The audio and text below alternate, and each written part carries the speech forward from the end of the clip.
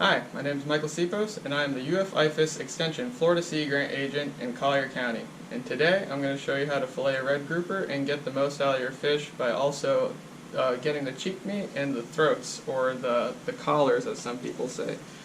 So this is our red grouper. I am going to change the camera angle and we will begin. So this is our fish right over here. I speared this fish myself the other day, and I'm really excited to eat it. It's one of my favorite fish out there. And I'll give you a little bit of life history characteristics as we begin. So this fish actually has a lot of head meat up in this area. A lot of people like to start their fillet from here, but if you start to run up the dorsal fin all the way towards the eye section, you can get a lot more meat out of this fish. So let's get started.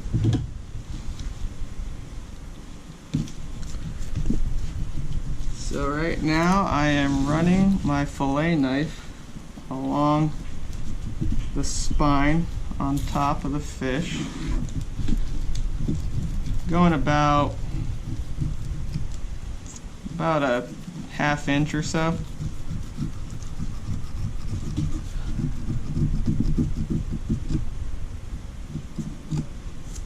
All the way to the tail. And then when I do my line along the body, I'll start really where that gill plate is and cut upwards towards the head, trying not to leave any meat behind.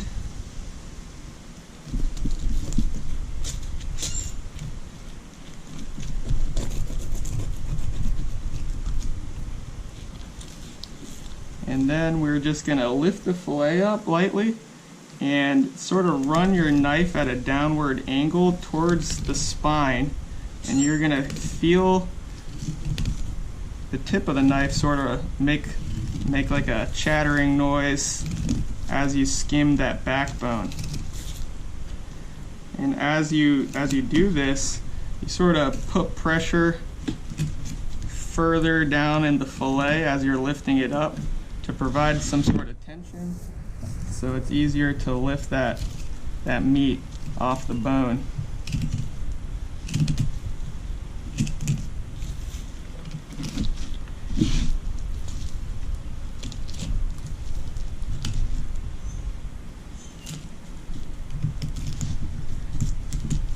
Red grouper are a very valuable fish for the Florida economy, both recreationally and commercially.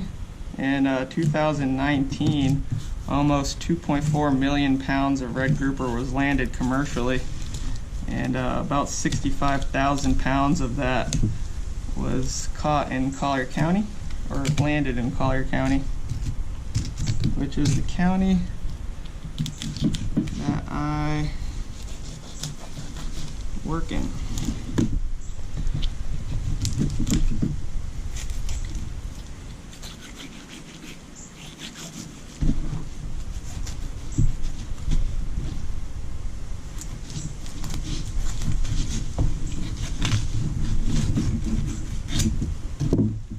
Okay, so this is one half of the fillet right here. This is what the fish looks like. Now let's do the other side. Just a quick repeat of what we just did.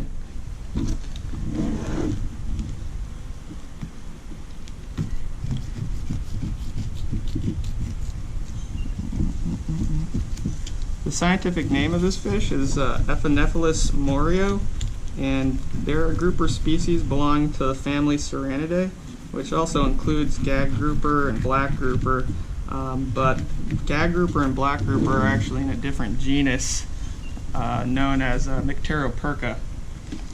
So red grouper and Goliaths belong to the same genus, and they sort of do the same kind of life history characteristics of becoming ecosystem excavators, living on that hard bottom.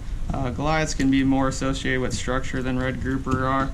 Red grouper, they spawn offshore, they move in as juveniles, and then they'll move further back offshore as they grow and age. And their diet consists of a lot of crustaceans when they're younger, and it sort of switches over to fish as they get older. The world record red grouper was actually caught in St. Augustine, I believe, and it was 42 pounds, which I would love to see that fish, because the largest one I've ever caught was about 25 pounds or so. They can live up to 25 to 30 years of age. The oldest one in the Gulf of Mexico that was reported was about 29 years old. They're protogynous hermaphrodites, which means that they first are female and then later turn into males as they get older.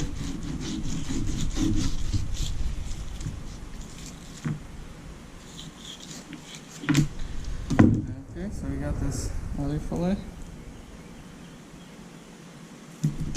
And let's go ahead and take the skin off those fillets before we try to get any of those cheeks or the collars off the grouper. Put them off to the side. Use my paper towels and clean up my workstation.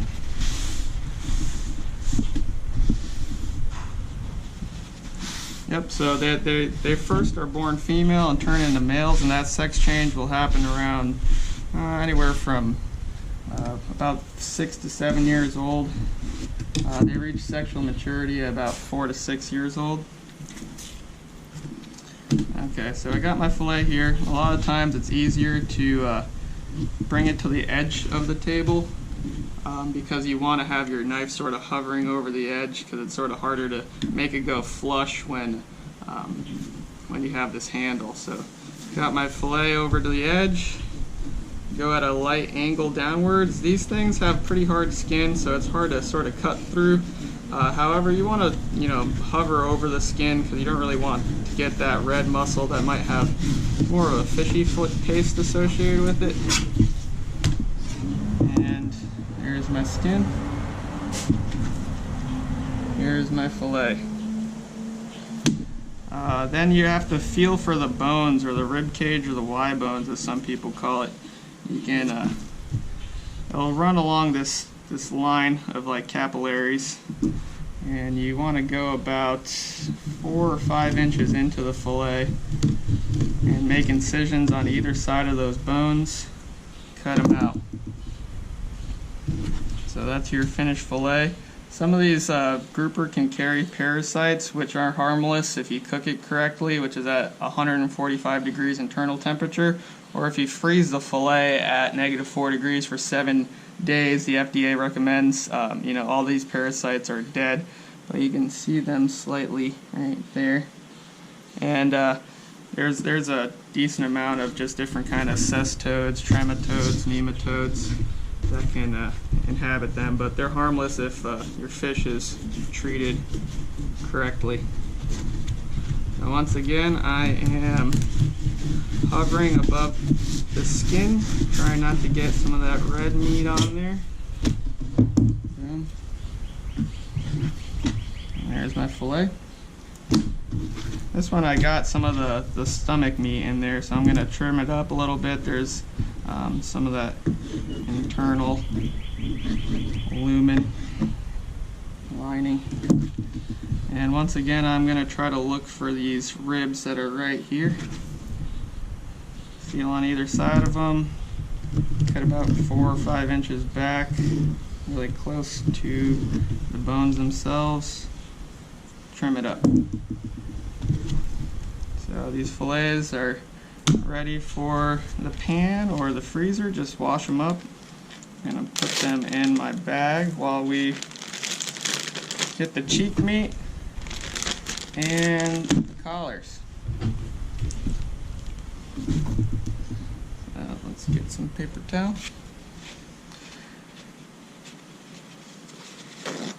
For the rest of the portion, you could either gut the fish, or you could sort of separate the spine from the head. It might be a little bit easier to manipulate it. So I am just going to get this serrated fillet knife, and you could cut between the vertebrae and sort of snap that off.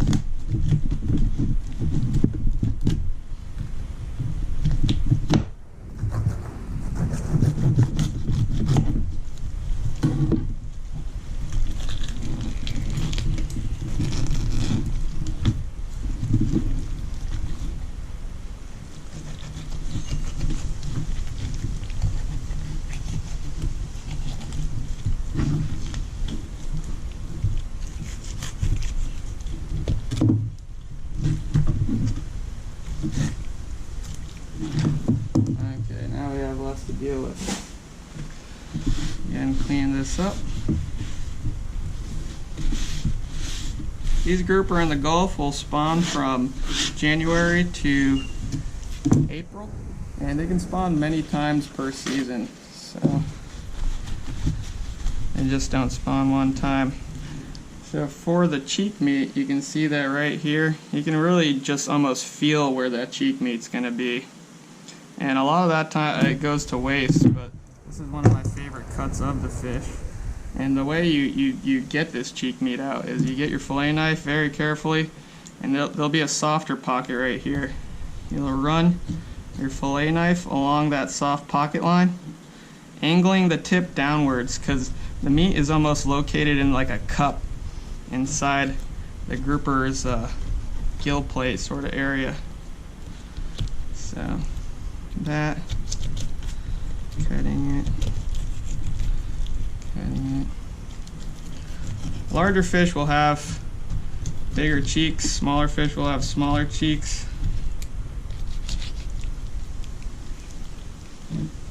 Sometimes it's not worth it, other times it's definitely worth it. And this meat's a lot finer than the fillet. It's a different consistency, which a lot of people really enjoy. So I got this flap right here, which is the cheek. You can see that cavity that I came out of. I'm going to do a light cut along here and get that meat out. So I sort of messed up on that one, but that's the cheek meat. So these are perfect little nuggets. I'll put that off to the side. See if I could get the other one a little bit better. Some people will actually just sort of peel the meat off the skin, since the grouper skin is so rough, especially around that face area. So once again, I'm running it along that jawbone, which this is the maxilla and the supramaxilla. That's the maxilla right here. Angling it downwards, my tip downwards.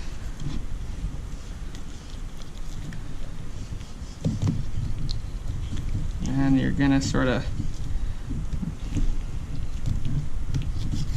make your cut along the eye area.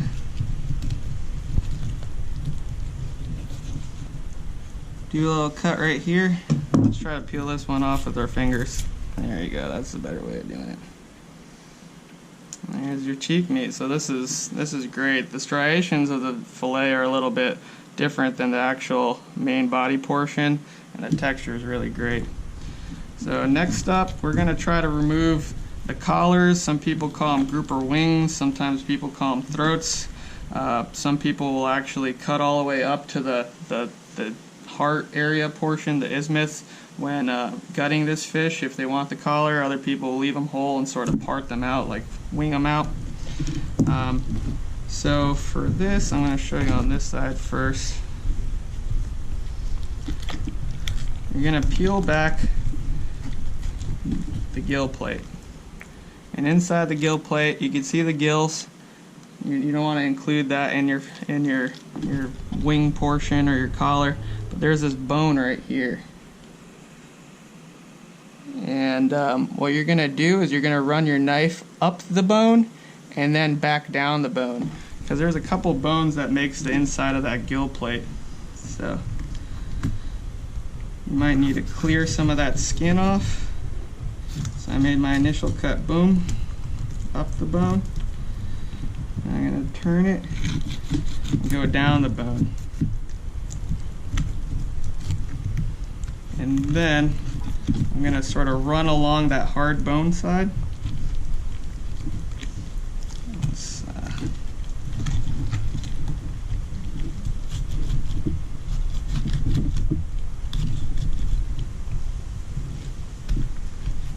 Inside.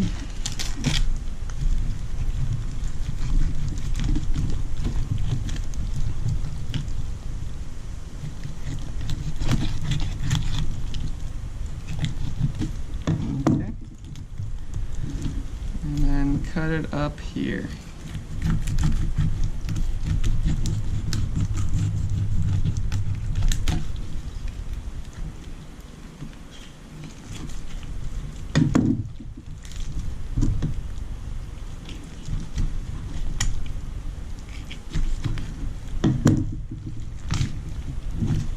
got one portion of that collar done.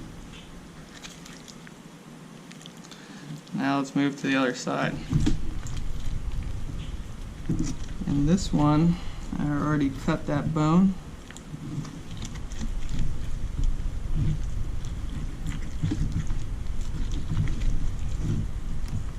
You're going to cut on the inside of that gill area up to the throat.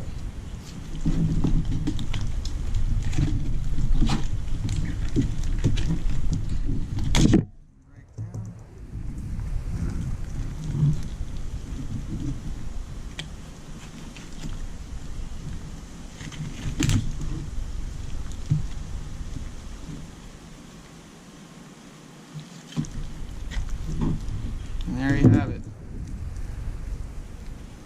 There's your grouper collar, your grouper throat. Like I said, some people like to make them into two different ones and they call them wings. Other people like to leave them together, sort of score it down the middle to make it lay a little bit flat. You can trim up the fins, and this is really excellent if you bake it, if you sort of pan fry it. It's really versatile. The meat is a little bit different consistency than that regular fillet, but as you can see, we got a lot more meat from this grouper than you would if you would have just got the fillet portion, and it's super delicious. So try your hand at getting the most possible from your fish today. Thanks for watching.